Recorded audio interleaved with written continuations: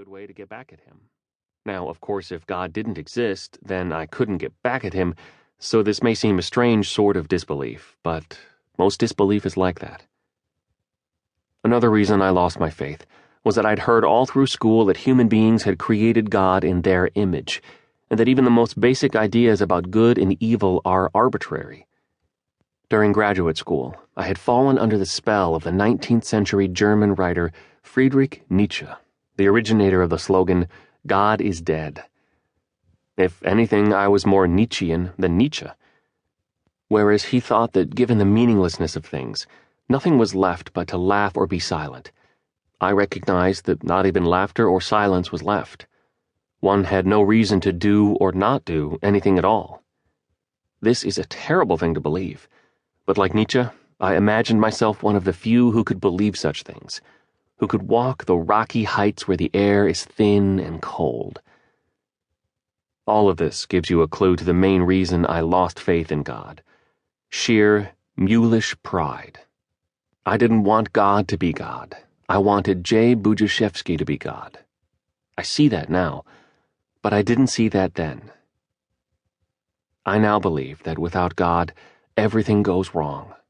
This is true even of the good things he's given us, such as our minds.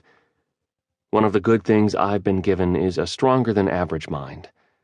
I don't make the observation to boast. Human beings are given diverse gifts to serve him in diverse ways. The problem is that a strong mind refusing the call to serve God has its own way of going wrong. When some people flee from God, they might rob and kill. When others flee from God, they may do a lot of drugs and have a lot of sex. When I fled from God, I didn't do any of those things. My way of fleeing was to get stupid. Though it always comes as a surprise to intellectuals, there are some forms of stupidity that you must be highly intelligent and educated to commit. God keeps them in his arsenal to pull down mulish pride, and I discovered them all. It was agony. You can't imagine what a person has to do to himself. Well, if you're like I was, perhaps you can. To go on believing the sort of nonsense I believed, to shut out belief in the gospel. Paul said that the knowledge of God's existence is plain from what he has made. See Romans chapter 1, verses 19 through 20. And that the knowledge of his laws is written on our hearts, our consciences also bearing witness. Romans chapter 2, verse 15. That means that so long as we have minds, we can't not know these things. Well, I was unusually determined not to know them. Therefore, I had to destroy my mind.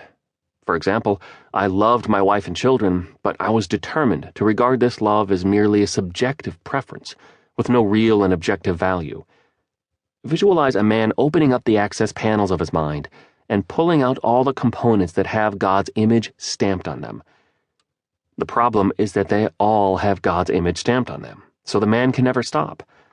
No matter how much he pulls out, there's still more to pull. I was that man. How then did God bring me back? I came, over time, to feel a greater and greater horror about myself. An overpowering sense that my condition was terribly wrong. Finally, it occurred to me to wonder why I should feel horror if the difference between the wonderful and the horrible was just something we humans make up. I had to admit that there was a difference between the wonderful and the horrible after all, and that meant that there had to exist a wonderful, of which the horrible was the absence. So my walls of self-deception collapsed all at once. That was when I became aware again of the Savior I had deserted during college. Astonishingly, though I had abandoned him, he had never abandoned me. I now believe he drew me back to himself just in time. There is a point of no return, and I was almost there. I had been pulling out one component after another, and I had nearly gotten to the motherboard. The next few years after my conversion were like being in a dark attic, one I had been in for a long time, but in which shutter after shutter was being thrown back, so that great shafts of light began to stream in and illuminate the dusty corners. I recovered whole memories, whole feelings, whole ways of understanding that I had blocked out. As I look back, I am in awe that God has permitted me to make any contribution.